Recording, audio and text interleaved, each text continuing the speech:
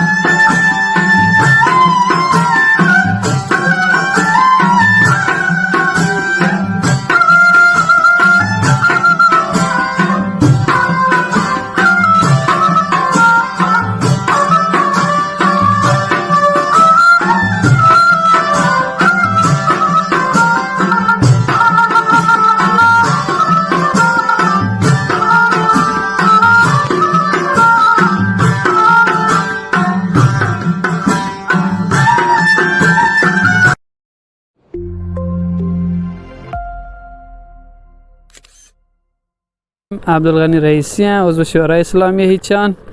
روستای هیچان در 25 کیلومتری شهرستان نیکشهر بزرگترین دهستان بخش مرکزی که یه دهستان بیش از 15 پارچه آبادی هستین و بالای 15,000 نفر جمعیته که مرکز یه دهستان روستای هیچانه که بیش از 5,000 نفر جمعیتی هست.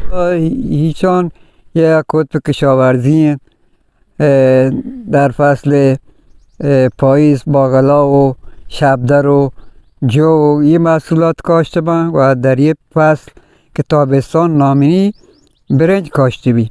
70% از زمین های کشاورزی یه نکته که شما گزارش تهیه کنگه قنات پشپند نامی زیر کشت برنج رفته کاشت ادامه داری. هر شود خدمت شما از داشت تا برداشت حداقل 2 ماه زمان با تا یه برنجان خوشه بدن تو درو بند تو محصول جمع آوری ببین.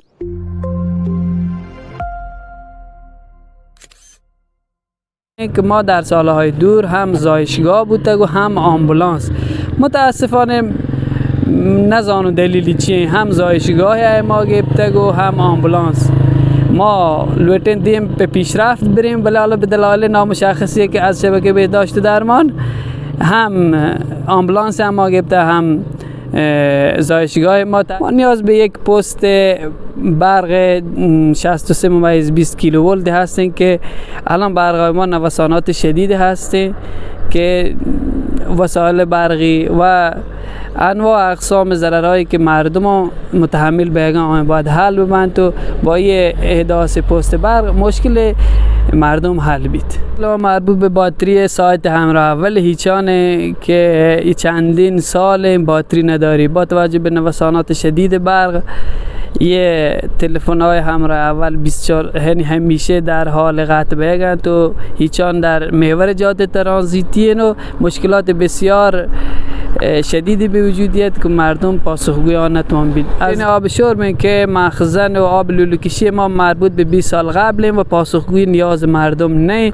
اشیا مخزن فعلی ما 280 متر مکعب باید 1000 متر مکعب آب مخزن ببید تو چاه آب نیاز به یک چاه آب دیگری هم هستیم.